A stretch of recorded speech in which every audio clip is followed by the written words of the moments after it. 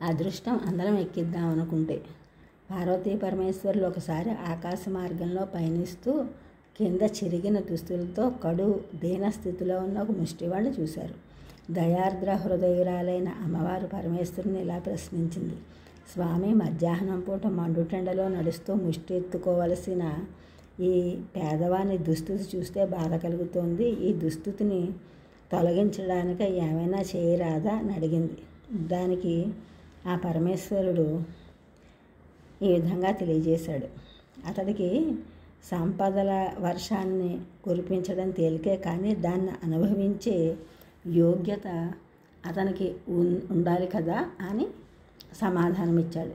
పార్వతీమాత మరీ కోరడంతో పరమేశ్వరుడు ఒక బంగారంతో నిండిన ఒక పెట్టెను సృజించి ఆ ముష్టివాడు వెళ్ళే దారిలో ఉంచాడు.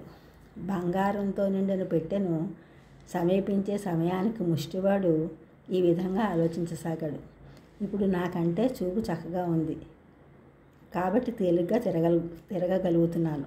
వృద్ధాప్యంలో నేను అంధుణ్ణి కావచ్చు, అప్పుడు నడక కష్టం అవుతుంది. అందుకు ఇప్పటి నుండి కళ్ళు మూసుకుని నడవడం అభ్యసిస్తాను అని నిర్ణయించుకుని కళ్ళు మూసుకుని నడుస్తూ బంగారం ఉన్న పెట్టెను చూడకుండానే దాటి వెళ్ళిపోయాడు. అది చూసిన పరమేశ్వరుడు నవ్వుతూ ఇలా అన్నాడు పార్వతీదేవితోటి: ఇప్పుడు నేను చెప్పిన విషయం అర్థమైందా అని.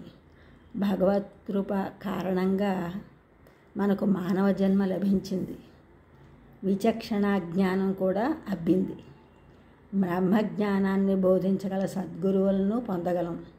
ఇప్పుడు మనకు లభించిన ఈ అవకాశాన్ని నిర్లక్ష్యం చేస్తే కథలోని ముష్టివాని వలె చక్కటి అవకాశాన్ని జార విడుచుకునేవాళ్ళం అవుతాం.